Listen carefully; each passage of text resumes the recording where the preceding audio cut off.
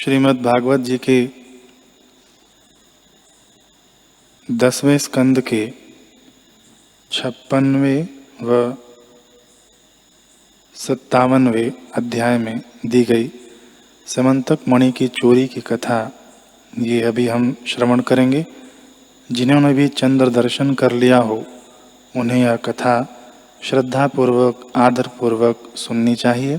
इससे देखे हुए चांद का दुष्प्रभाव नहीं पड़ता है, कम पड़ता है या कहें नहींवत हो जाता है।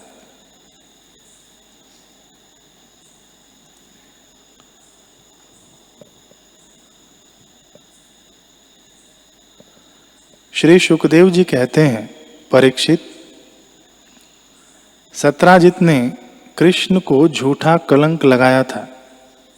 फिर उस अपराध का मार्जन करने के लिए उसने स्वयं समंतक मणि सहित अपनी कन्या सत्यभामा भगवान श्री कृष्ण को सौंप दी। राजा परीक्षित ने पूछा कि भगवान, सत्राजित ने भगवान श्री कृष्ण का क्या अपराध किया था? उसे समंतक मणि कहाँ से मिली और उसने अपनी कन्या उन्हें क्यों दी? श्री सुखदेव जी ने कहा, परीक्षित, सत्राजित भगवान सूर्य का बहुत बड़ा भक्त था। वे उसकी भक्ति से प्रसन्न होकर उसके बहुत बड़े मित्र बन गए थे। सूर्य भगवान ने ही प्रसन्न होकर बड़े प्रेम से उसे समंतक मणि दी थी। सत्राजित उस मणि को गले में धारण कर ऐसा चमकने लगा मानो स्वयं सूर्य ही हो। परीक्षित, जब सत्राजित द्वारिका आया तब अत्यंत तेजस्विता के कारण लोग उसे पहचान न सके। दूर से ही उसे देखकर लोगों की आंखें उसके तेज से चौंधिया गई। लोगों ने समझा कि कदाचित स्वयं भगवान सूर्य आ रहे हैं।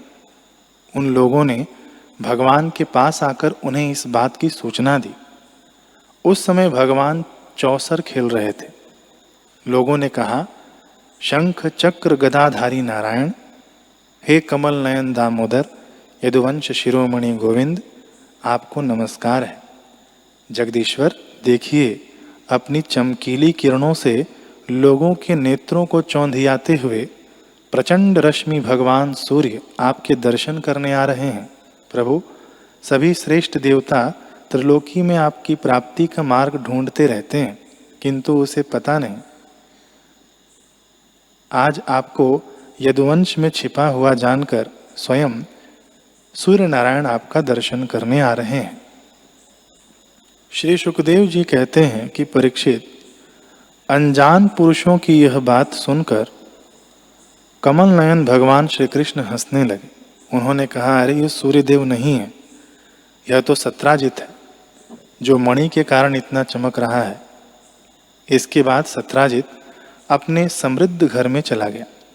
घर पर उसके शुभागमन के उपलक्ष्य में मंगल उत्सव मनाया जा रहा था।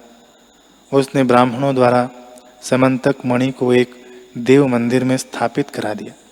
परीक्षित, वह मणि प्रतिदिन 8 भार सोना दिया करती थी और जहाँ वह पूजित होकर रहती थी वहाँ दुर्भिक्ष, महामारी, ग्रह पीड़ा, सर्प भय, मानसिक और शारीरिक व्यथा तथा मायावियों का उपद्रव आदि कोई भी अशुभ नहीं होता था।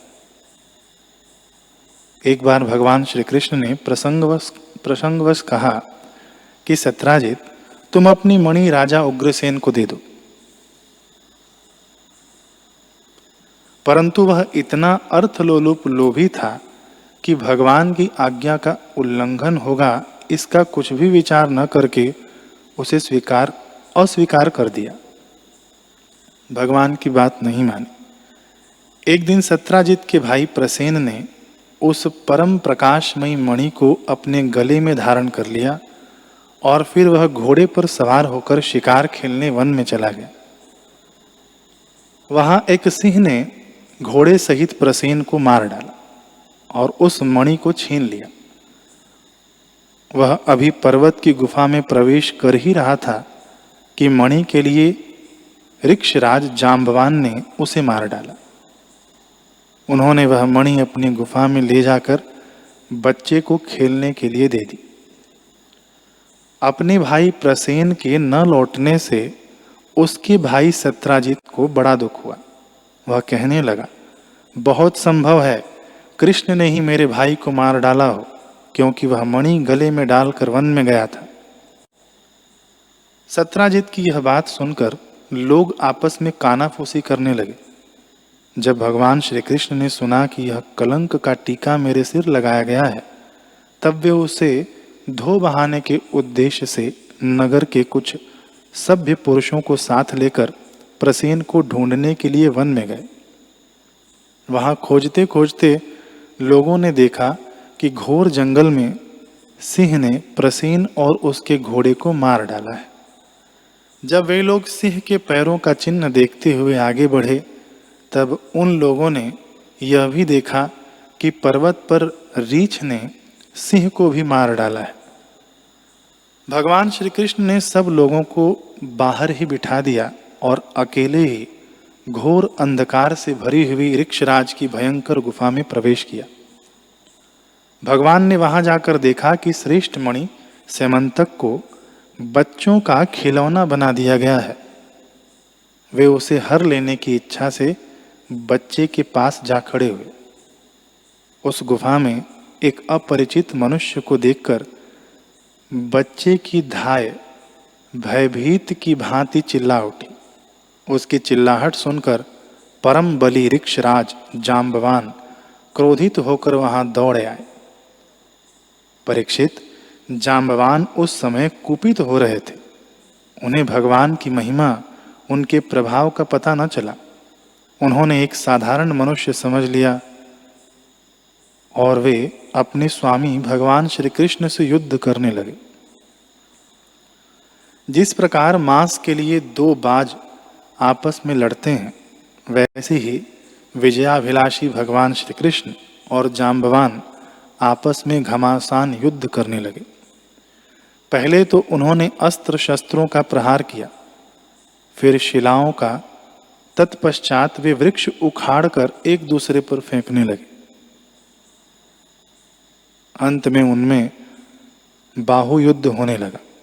परीक्षित, वज्र प्रहार के समान कठोर घूंसों की चोट से जाम्बवान के शरीर की एक एक गांठ टूट गई। उत्साह जाता रहा, शरीर पसीने से लथपथ हो गया। तब उन्होंने अत्यंत विस्मित, चकित होकर भगवान श्री कृष्ण से कहा, प्रभु, मैं जान गया, आप ही समस्त प्राणियों के स्वामी, रक्षक, पुराण पुरुष भगवान विष्णु हैं। आप ही सबके प्राण, इंद्रिय बल, मनोबल और शरीर बल हैं। आप विश्व के रचयिता, ब्रह्मा आदि को भी बनाने वाले हैं। बनाए हुए पदार्थों में भी सत्ता रूप से आप ही विराजमान हैं।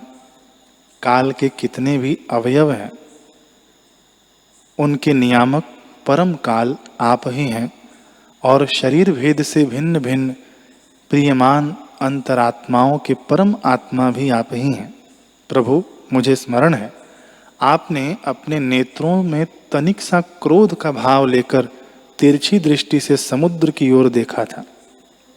उस समय समुद्र के अंदर रहने वाले बड़े बड़े घड़ियाल और मगरमच्छ क्षुब्ध हो गए थे और समुद्र ने आपको मार्ग दे दिया था। तब आपने उस पर सेतु बांधकर सुंदर यश की स्थापना की तथा लंका का विध्वंस किया। आपके बाणों से कट कट कर राक्षसों के सिर पृथ्वी पर लौट रहे थे। अवश्य ही आप मेरे वे ही राम जी श्री कृष्ण के रूप में आए हैं। परीक्षित, जब ऋक्षराज जाम्बवान ने भगवान को पहचान लिया, तब कमल नयन श्री कृष्ण ने अपने परम कल्याणमयी शीतल कर कमल को उनके शरीर पर फेर दिया और फिर अहेतु की कृपा से भरकर प्रेम गंभीर वाणी से अपने भक्त जाम्बवान जी से कहा, ऋक्षराज, हम मणि के लिए ही तुम्हारी इस गुफा में आए हैं। इस मणि के द्वारा मैं अपने पर लगे झूठे कलंक को मिटाना चाहता हूं। भगवान के ऐसा कहने पर जाम्बवान बड़े आनंद से उनकी पूजा करने के लिए अपनी कन्या कुमारी जाम्बवती को मणि के साथ उनके चरणों में समर्पित कर दिया। भगवान श्री कृष्ण जिन लोगों को गुफा के बाहर छोड़कर गए थे, उन्होंने 12 दिन तक उनकी प्रतीक्षा की, परंतु जब उन्होंने देखा कि अब तक वे गुफा से नहीं निकले, तब वे अत्यंत दुखी होकर द्वारका लौट गए। वहां जब माता देवकी, रुक्मणी, वसुदेव जी तथा अन्य संबंधियों और कुटुंबियों को यह मालूम हुआ कि श्री कृष्ण गुफा से नहीं निकले, तब उन्हें बड़ा शोक हुआ। सभी द्वारकावासी अत्यंत दुखित होकर सत्राजित को भला बुरा कहने लगे और भगवान श्री कृष्ण की प्राप्ति के लिए महामाया दुर्गा देवी की शरण गए। उनकी उपासना करने लगे। उनकी उपासना से दुर्गा देवी प्रसन्न हुई और उन्होंने आशीर्वाद दिया। उसी समय उनके बीच में मणि और अपनी नववधू जाम्बवती के साथ सफल मनोरथ होकर श्री कृष्ण सबको प्रसन्न करते हुए प्रकट हो गए। सभी द्वारिकावासी भगवान श्री कृष्ण को पत्नी के साथ और गले में मणि धारण किए हुए देखकर परम आनंद में मग्न हो गए, मानो कोई मर कर लौट आया हो।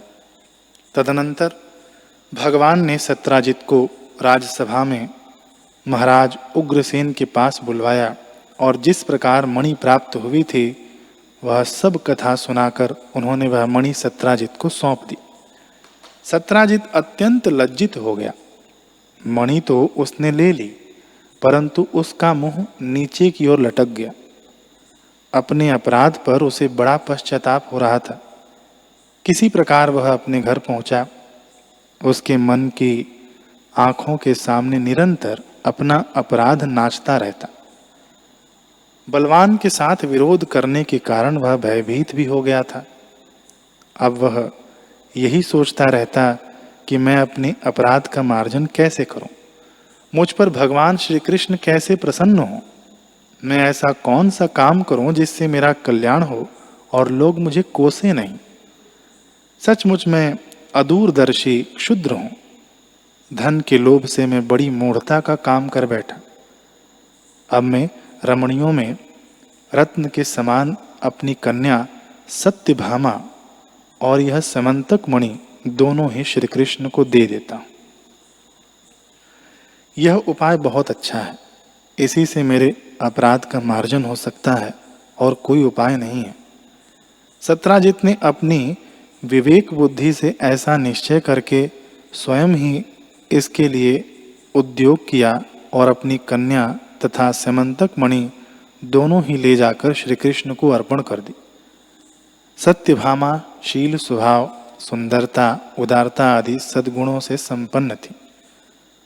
बहुत से लोग चाहते थे कि सत्यभामा हमें मिले और उन लोगों ने उन्हें मांगा भी था, परंतु जब भगवान श्री कृष्ण ने विधि पूर्वक उनका पाणी ग्रहण किया, परीक्षित, भगवान श्री कृष्ण ने सत्राजित से कहा कि हम समंतक मणि न लेंगे।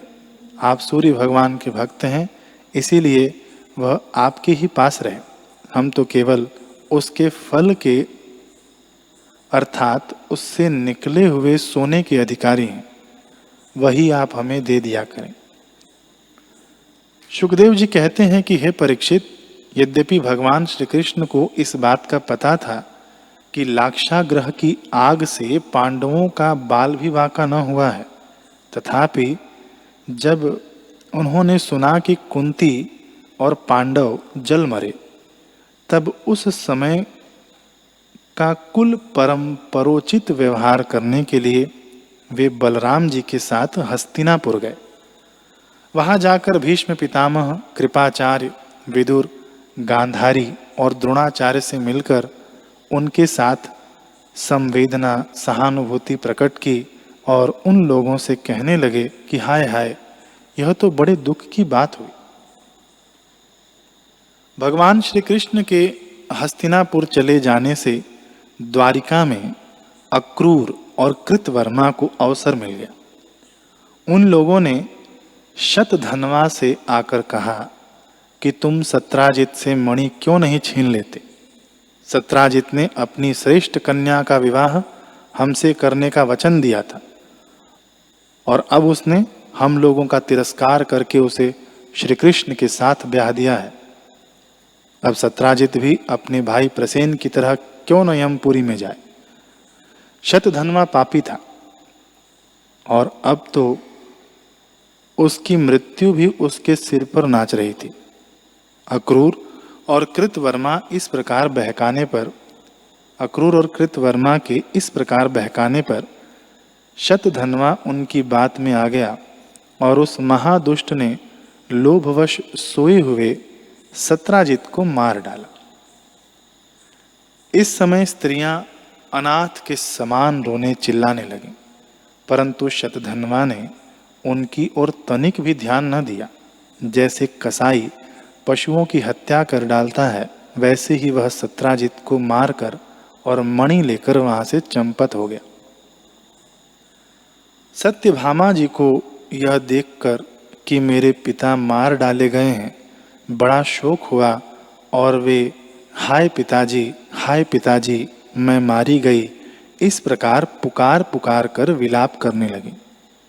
बीच बीच में बेहोश हो जाती और होश में आने पर फिर विलाप करने लगती। इसके बाद उन्होंने अपने पिता के शव को तेल के कड़ाही में रखवा दिया और आप हस्तिनापुर गईं। उन्होंने बड़े दुख से भगवान श्री कृष्ण को अपने पिता की हत्या का वृतांत सुनाया। यद्यपि इन बातों को भगवान श्री कृष्ण पहले से ही जानते थे। परीक्षित, सर्वशक्तिमान भगवान श्री कृष्ण और बलराम जी ने सब सुनकर मनुष्यों की सी लीला करते हुए अपनी आंखों में आंसू भर लिए और विलाप करने लगे कि अहो, हम लोगों पर तो बहुत बड़ी विपत्ति आ पड़ी। इसके बाद भगवान श्री कृष्ण सत्यभामा जी और बलराम जी के साथ हस्तिनापुर से द्वारका लौट आए और शतधन्वा को मारने तथा उससे मणि छीनने का उद्योग करने लगे। जब शतधन्वा को यह मालूम हुआ कि भगवान श्री कृष्ण मुझे मारने का उद्योग कर रहे हैं, तब वह बहुत डर गया और अपने प्राण बचाने के लिए उसने कृतवर्मा से सहायता मांगी। तब कृतवर्मा ने कहा, भगवान श्री कृष्ण और बलराम जी सर्वशक्तिमान ईश्वर हैं, मैं उनका सामना नहीं कर सकता। भला ऐसा कौन है जो उनके साथ वैर बांधकर इस लोक और परलोक में सकुशल रह सके। तुम जानते हो कि कंस उन्हीं से द्वेष करने के कारण राज्य लक्ष्मी को खो बैठा और अपने अनुयायियों के साथ मारा गया। जरासंध जैसे शूरवीर को भी उनके सामने 17 बार मैदान में हार कर बिना रथ के ही अपनी राजधानी लौट जाना पड़ा था। जब कृतवर्मा ने उसे इस प्रकार टका सा जवाब दे दिया, तब शतधन्वा ने सहायता के लिए अक्रूर जी से प्रार्थना की। उन्होंने कहा, भाई, ऐसा कौन है जो सर्वशक्तिमान भगवान का बल पौरुष जानकर भी उनसे वैर विरोध ठाने, जो भगवान खेल खेल में ही इस विश्व की रचना, रक्षा और संहार करते हैं तथा जो अब क्या करना चाहते हैं, इस बात को माया से मोहित ब्रह्मा आदि विश्व विधाता भी नहीं समझ पाते, जिन्होंने 7 वर्ष की अवस्था में जब वे नीरे बालक थे, एक हाथ से ही गिरिराज गोवर्धन को उखाड़ लिया और जैसे नन्हे नन्हे बच्चे बरसाती छत्ते को उखाड़ हाथ में रख लेते हैं, वैसे ही खेल खेल में 7 दिनों तक उसे उठाए रखा। मैं तो उन भगवान श्री कृष्ण को नमस्कार करता हूँ। उनके कर्म अद्भुत हैं। वे अनंत अनादि एक रस और आत्म स्वरूप है। मैं उन्हें नमस्कार करता हूँ। जब इस प्रकार अक्रूर जी ने भी उसे कोरा जवाब दे दिया, तब शतधन्वा ने समंतक मणि उन्हीं के पास रख दी और आप 400 कोस लगातार चलने वाले घोड़े पर सवार होकर वहां से बड़ी फुर्ती से भागा। परीक्षित, भगवान श्री कृष्ण और बलराम दोनों भाई अपने उस रथ पर सवार हुए जिस पर गरुड़ चिन्ह से चिन्हित ध्वजा फहरा रही थी। और बड़े वेग वाले घोड़े जुते हुए थे। अब उन्होंने अपने श्वशुर सत्राजित को मारने वाले शतधन्वा का पीछा किया। मिथिलापुरी के निकट एक उपवन में शतधन्वा का घोड़ा गिर पड़ा। अब वह उसे छोड़कर पैदल ही भागा। वह अत्यंत भयभीत हो गया था। भगवान श्री कृष्ण भी क्रोध करके उसके पीछे दौड़े। शतधन्वा पैदल ही भाग रहा था, इसलिए भगवान ने पैदल ही दौड़कर अपने तीक्ष्ण धार वाले चक्र से उसका सिर उतार लिया और उसके वस्त्रों में स्वयंतक मणि को ढूंढा। परंतु जब मणि नहीं मिली, तब भगवान श्री कृष्ण ने बड़े भाई बलराम जी के पास आकर कहा, हमने शतधन्वा को व्यर्थ ही मारा, क्योंकि उसके पास समंतक मणि तो है ही नहीं। बलराम जी ने कहा, इसमें संदेह नहीं कि शतधन्वा ने समंतक मणि को किसी न किसी के पास रख दिया है। अब तुम द्वारका जाओ और उसका पता लगाओ। मैं विदेहराज से मिलना चाहता हूँ, क्योंकि वे मेरे बहुत ही प्रिय मित्र हैं। परीक्षित यह कहकर यदुवंश शिरोमणि बलराम जी मिथिला नगरी में चले गए। जब मिथिला नरेश ने देखा कि पूजनीय बलराम जी महाराज पधारे हैं, तब उनका हृदय आनंद से भर गया।